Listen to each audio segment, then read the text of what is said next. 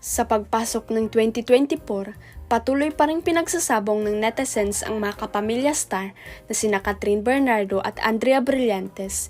Ito'y matapos bumandera ang pangalan at kagandahan ni Andrea sa mga Pinay celebrities na nakapasok sa 100 Most Beautiful Faces of 2023 ng UK-based TC Candler. Si Andrea ang nanguna sa listahan ng mga Filipina beauties na tinaguri ang pinakamaganda sa lahat dahil siya ang nasa rank o top 16.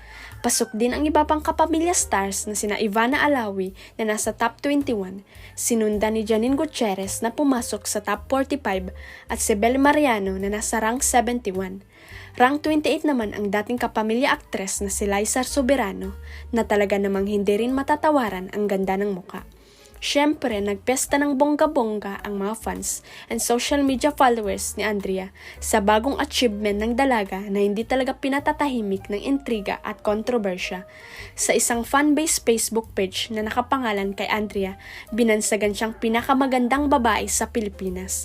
Ilan sa mga nag-react sa nasabing FB post ang nasabing natalbungan ni Andrea this time ang isa pang kapamilya star at box office queen na si Kathryn Bernardo dahil wala kasi sa naturang list ang ex-girlfriend ni Daniel Padilla, kaya nagkaroon ng chance ang ilang palabang fans ni Andrea na okrayan si Kat.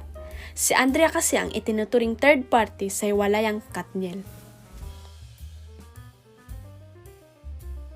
Narito ang ilan sa mga reaksyon ng netizen sa pagpasok ni Andrea sa 100 Most Beautiful Faces of 2023.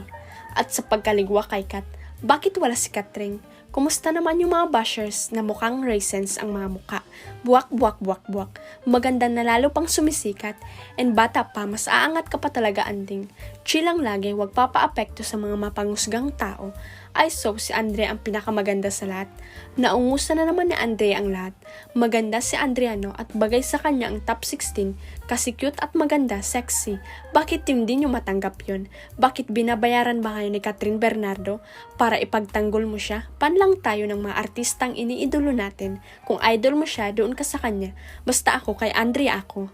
Way to go Andrea, you deserve the title cause you really is very beautiful with or without makeup. Kudos. Huwag kalimutang i-click ang subscribe button at i-ring ang notification bell para sa latest at legit chika updates.